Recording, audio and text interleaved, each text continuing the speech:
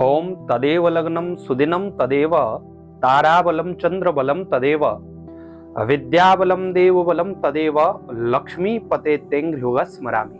प्रिय दर्शकों नमस्कार, बहुत बहुत स्वागत है आपका। आप देख रहे हैं ज्योतिष का विशेष कार्यक्रम में आचार्य पंकज शास्त्री। और ज्योतिष के विशेष कार्यक्रम में आज हम चर्चा करने वाले हैं कर्णवेद संस्कार के शुभ मुहूर्तों की। कर्णवेद संस्कार क्या होता है, कब इसको करना चाहिए, कौन कौन से महीने शुभ हैं, बालक बालिकाओं का प्रथम बार कौन से कान को छेदना चाहिए, इन सभी बातों की चर्चा इस कार्यक्रम के अंतर्गत हम करने वाले हैं। प्रिय दर्शकों, यदि आप ऐसे कार्यक्रमों से इंटरेस्टेड हैं तो इन कार्यक्रमों को अपने तक ही सीमित न रखें, शेयर भी करिएगा और सब तक ये महत्वपूर्ण जानकारियां पहुंचनी भी आवश्यक है। प्रिय दर्शकों, भारतीय ऋषि मुनियों की परंपरा के अनुगत 16 संस्कार होते हैं हमारे। कुछ संस्कारों से हमने आपको अवगत कराया, मुंडन संस्कार से संबंधित जानकारियां भी प्राप्त हुई होंगी, अन्नप्राशन का संस्कार हमने आप तक पहुंचाया, यज्ञोपवीत संस्कार भी हमने आप तक पहुंचाया। एक और बहुत महत्वपूर्ण संस्कार है कर्णवेद संस्कार। जब हम अपना कर्णवेद करवाते हैं, यानी प्रथम बार बालिका और बालक का कर्णवेद संस्कार करते हैं, कर्ण छेदन करते हैं और नासिका छेदन करते हैं। बालिका क्या नाक भी छेदा जाता है, जिसमें फिर बालिका स्वर्ण के आभूषण पहनती है।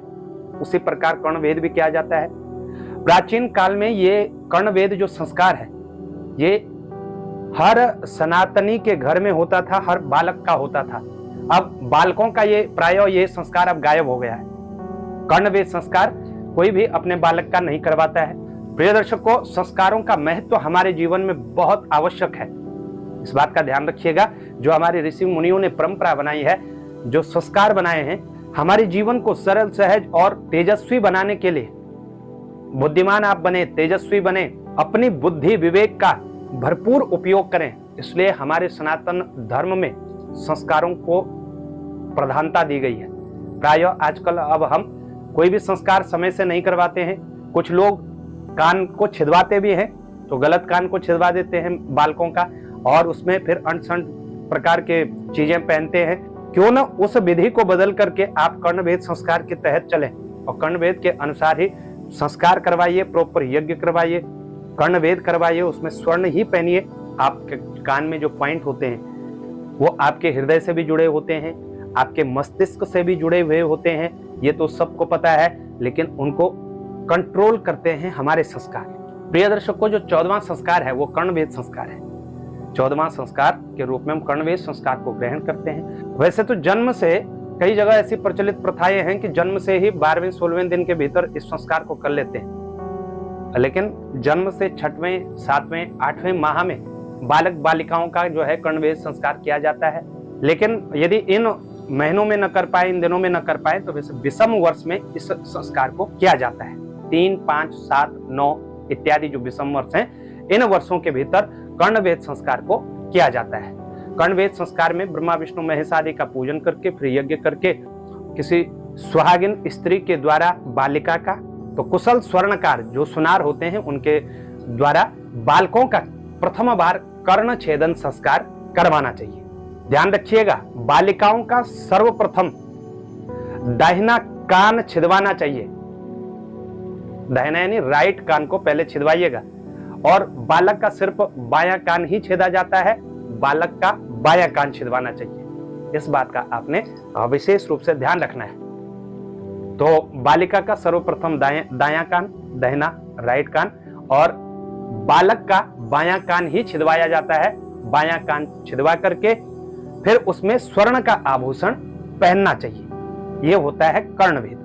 अब प्रश्न आता है कि कौन से महीने में कर्णवेद संस्कार सबसे उत्तम होता है। तो प्रिय दर्शकों, उत्तरायण के 6 माह विशेष रूप से शुभ होते हैं। लेकिन यदि देवगुरु बृहस्पति अस्त हो, शुक्रदेव अस्त हो, देव शयन हो, जब देव शयन स्थिति में होते हैं, जो चतुर्मास होते हैं, उन चतुर्मासों को छोड़ करके गुरु अस्त और शुक्र अस्त के काल को देख करके अधिक मास, मल मास जिसे हम कहते हैं, 6 मास इत्यादि में कर्णवेद संस्कार नहीं किया जाता है। बाकी सभी माह शुभ होते हैं। चैत्र माह में भी कर्णवेद संस्कार किया जा सकता है, मार्गशीर्ष माह में भी कर्णवेद संस्कार किया जा सकता है। तो इन सब बातों का ध्यान रखिएगा। शुभ वार होते हैं सोमवार, बुधवार, गुरुवार, शुक्रवार।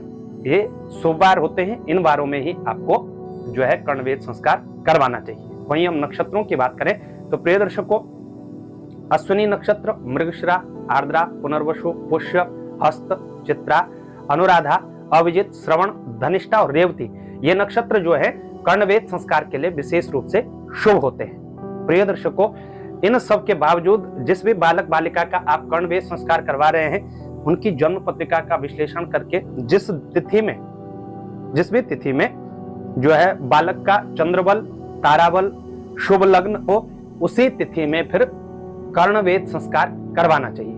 तिथियों की बात करें तो प्रिय दर्शकों, रिक्ता तिथियों को छोड़ करके और अमावस्या तिथि को छोड़ करके, रिक्ता तिथि चतुर्थी, नवमी, चतुर्दशी ये होती है रिक्ता तिथि, और अमावस्या ये पितरों को समर्पित होती है। तो इन तिथियों को छोड़ करके शेष दोनों ही पक्षों की सभी तिथियां श्रेष्ठ होती हैं कर्णवेद संस्कार के लिए। इन सभी बातों का विचार करके ही कर्णवेद संस्कार करवाना चाहिए।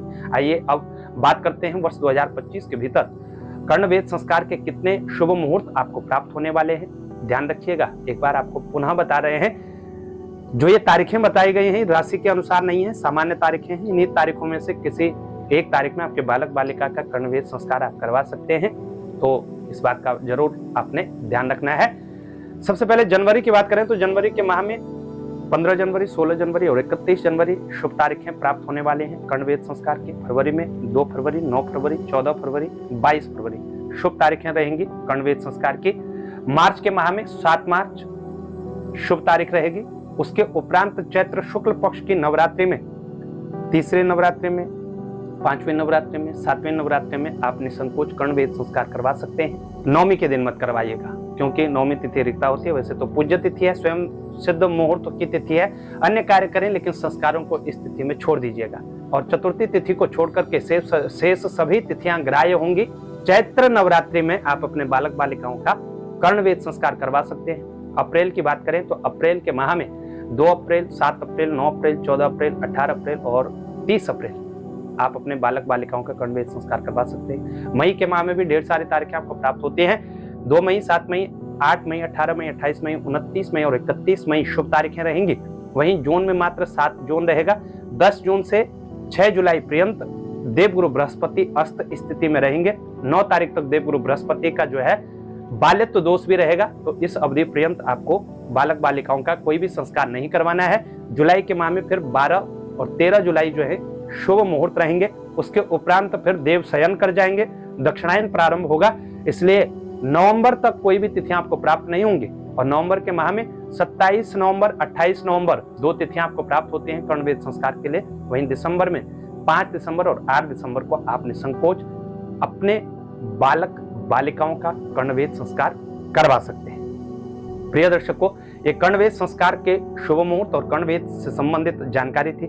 आपको यदि विस्तृत रूप से जानकारी प्राप्त करना है तो नीचे कमेंट बॉक्स में आप लिख सकते हैं। जो भी आपका प्रश्न होगा, आपके प्रश्न का उत्तर आपको दिया जाएगा। कैसी आपको ये जानकारी लगी हमें उसे बताएं। जानकारी अच्छी लगे शेयर जरूर करिएगा। हमारे चैनल पर पहली बार आए हैं, चैनल को सब्सक्राइब करना न भूलेगा। और ज्योतिष से जुड़ी हुई तमाम जानकारियों के लिए, जन्म पत्रिका विश्लेषण, जन्म पत्रिका बनवाने के लिए आप संपर्क कर सकते हैं इन नंबरों पर। आज के लिए इतना ही, हमें दें इजाजत, तब तक के लिए नमस्कार।